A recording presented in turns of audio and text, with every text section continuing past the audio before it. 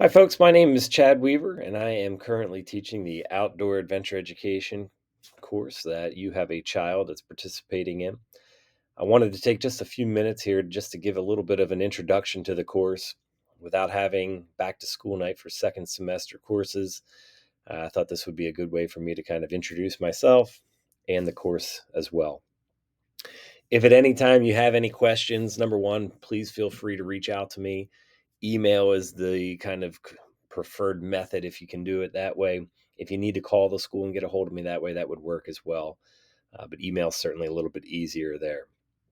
I just want to go over a few things that are part of the course. Hopefully, you were able to watch the video that I included in our email. That is our promotional video that we use for course selection. Does a really nice job of kind of describing what all it is we do in the course, and it gives some pretty neat little pictures and things like that that we've collected through our prior courses that we've had. So I'm going to take you through here, and again, if you have questions, please reach out. Our basic description is that we're going to teach students activities that involve the outdoor setting typically, and they're usually things that students don't have much experience with. One of the neat things that we've been able to develop here over the last 4 or 5 years in this course is we're giving students a chance to do something that they typically wouldn't get to do. While we're doing it, we're learning about the activity and we're trying to do it as safely as possible.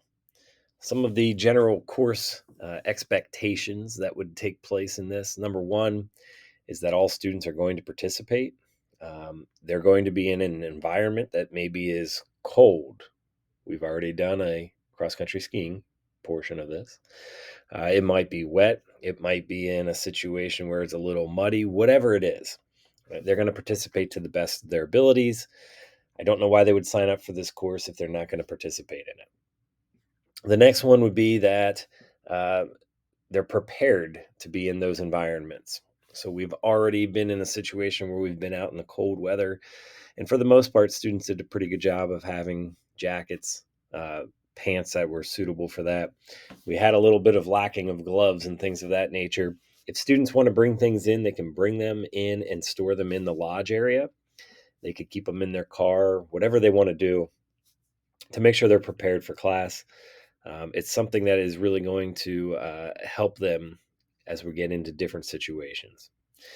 Being safe is going to be really important. We do a lot of activities where safety is at a little bit of a risk, whether it be things like archery, mountain biking, all right, some of these things that we're not quite familiar with, even team building activities where we get up off the ground. So we're going to make sure that they're as safe as possible for themselves and for all the people that are around them.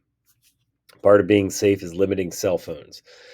One of my goals for this semester is to really have students limit the amount of cell phone use in class. In our class, there's really no reason they're going to need to have it. If they do need to have it for whatever reason it might be, maybe it's orienteering or something, then we'll give them the opportunity to use that. But for a majority of our classes, there's absolutely no reason they need to have a cell phone with them. The unfortunate part of this is there is a lab fee that we have initiated of $25. The main purpose or the main area where this $25 goes to is one of my favorite units that we do, which is outdoor cooking. So we have 4 sections currently of our outdoor ed course. Each section has somewhere between about 12 to 20 students in it, and we have to provide food for about a week's worth of our course. So it gets to be a little bit of expense. The $25 fee that we have implemented here has certainly helped us with that, just so that we don't have to use all the money for our budget in our phys ed department to do that. If for some reason there's an issue where you're unable to provide that $25 fee, please let me know. If you're not comfortable going through me, you could let someone in our administrative team or at the front desk know. I don't want to put anyone in a situation that they don't need to be in. But if you are able to provide that, it certainly helps us, especially when we get to that unit. Grading wise, we have a lot that goes on. The main part, though, is that students are actually participating for class. And part of that participation is being at class. So attendance is going to be important. Hopefully students want to come to school, especially for this course where they're doing something that's probably new to them. The preparation part is making sure that they're actually wearing clothing for class that's necessary. There's not a uniform for class. They just need to be able to be active in the class in whatever that might require. As far as skill executions, demonstrations, those types of things, we'll do several assignments where they're actually going to be graded on how well they can do different activities. One of them that I can think of offhand, they'll be in a group and they're going to have to start a fire. And they have to start a fire using kind of primitive methods. We give them some flint, steel, some magnesium, things like that, where they're going to try to start a basic fire. Some other things that do occur during the course, we do have homework assignments. Most of those assignments, we give some class time for students to work on. We have quite a few where they're assigned a inventory and they have to go online and try to find the pricing and things like that for the units. So we're about to start a rock climbing unit. There's going to be an assignment where they have to come and they have to find the pricing for about 15 different items associated with rock climbing. We try to do that just so students understand just what it would take to get involved in these different units that we're going to go through.